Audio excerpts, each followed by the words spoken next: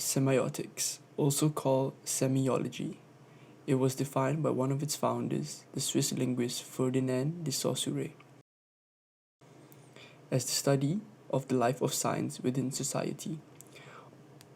Although the word was used in this sense in the 17th century by the English philosopher John Locke, the idea of semiotics as an interdisciplinary field of study emerged only in the late 19th and early 20th century with the independent work of Saussure and of the American philosopher Charles Sanders Peirce. At its most basic, semiotics is the study of signs, symbols, and their meanings and interpretations. If we want to get a little more complicated, semiotic theory espouses the idea that there's no actual relationship between the signifier and the signified. This means that the word dog, for example, the signifier, doesn't actually have anything to do with the four-legged furry friend, the signified. It's just an interpretation we've come up with.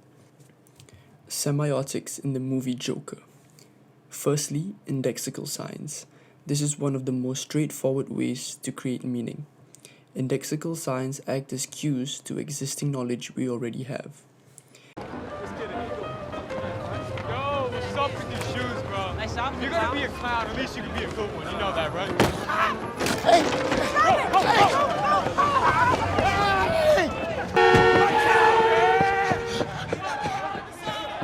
In the first couple of minutes of the movie, the Joker gets jumped.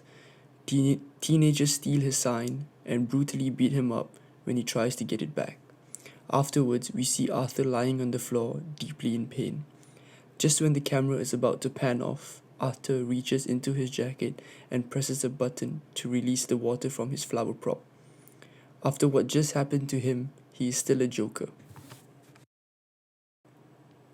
Secondly, symbolic code. Symbolic codes only work when a society uses them widely.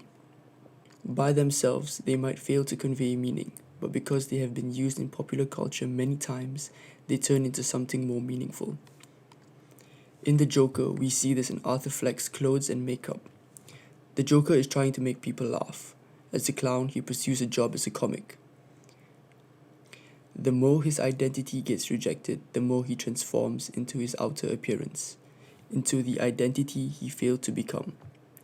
He transforms into the clown that society saw him in all along, but darker. They may have been laughing at him and not at his jokes. But clowns are not just seen as funny in our society. They are seen as creepy. Clowns are meant to portray happiness, yet their illusion of an identity. The hiding behind a mask creates an uncomfortable position for the viewer.